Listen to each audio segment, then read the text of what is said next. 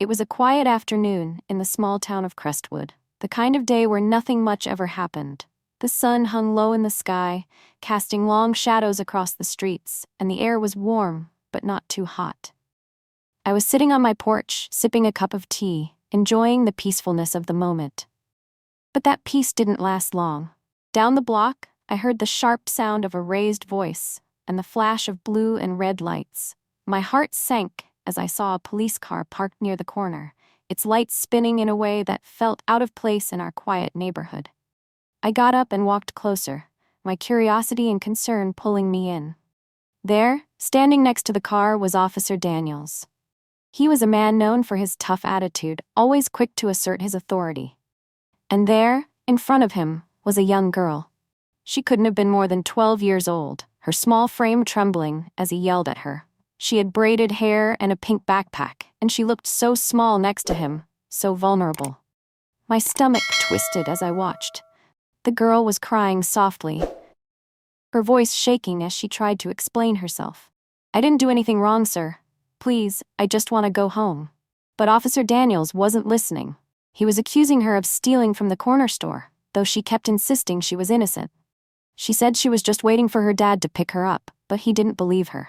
He was too busy barking orders, his voice loud and harsh, demanding she empty her pockets. I stood there, frozen, unsure of what to do. The scene felt wrong, so wrong. A grown man towering over a child, his voice booming, while she stood there, helpless. I wanted to step in, to say something, but I hesitated. What could I do against a police officer? I felt a knot of anger and helplessness tighten in my chest. Just as Officer Daniels was about to cuff her, another car pulled up.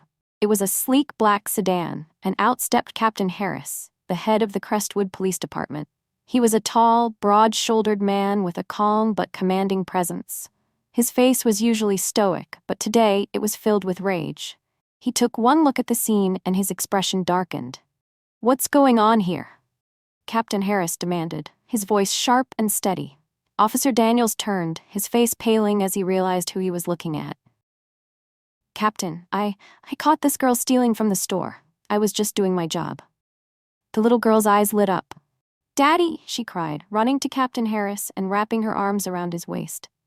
The look on Officer Daniels' face was something I'll never forget. It was a mix of shock, fear, and regret. He stumbled over his words, trying to explain himself, but Captain Harris wasn't having it.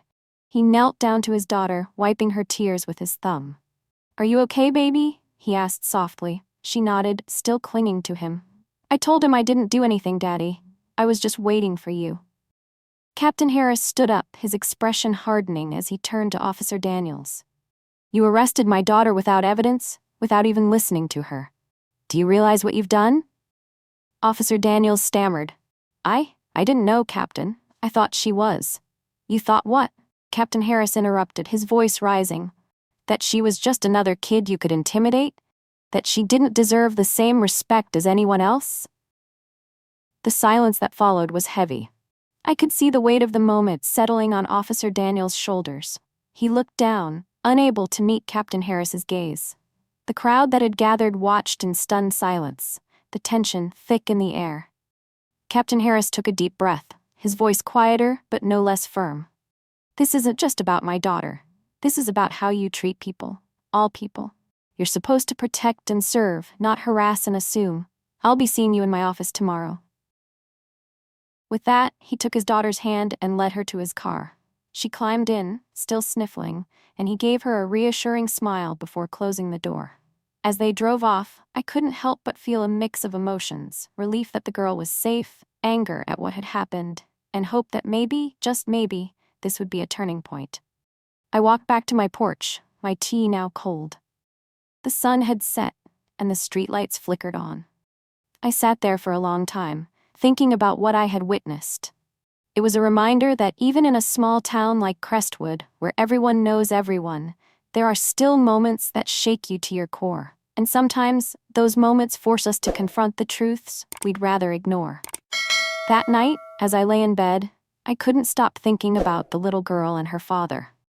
I hoped she would be okay, that this wouldn't leave a scar on her young heart. And I hoped, more than anything, that Officer Daniels would learn from this that he would see the harm he had caused and choose to be better. Because in the end, that's all any of us can do: learn, grow, and try to be better. The world isn't perfect, and neither are we. But moments like these, as painful as they are, remind us of what's important. They remind us to stand up for what's right, to speak out when we see injustice, and to never stop fighting for a world where everyone is treated with kindness and respect. And as I drifted off to sleep, I held on to that hope that tomorrow would be a better day, not just for that little girl, but for all of us. Hey everyone, if this story moved you, if it made you think, or if it reminded you why we need to keep having these conversations, please take a moment to like this video. It really helps spread awareness. I'd love to hear your thoughts, so drop a comment below. Have you ever witnessed or experienced something like this? Let's talk about it. And if you believe stories like this deserve to be told, make sure to subscribe to the channel. We're here to share real, powerful stories that need to be heard. Lastly, share this with your friends and family. The more people who see this, the more we can bring awareness and change. Thank you for watching and being part of this journey. Let's keep pushing forward, together.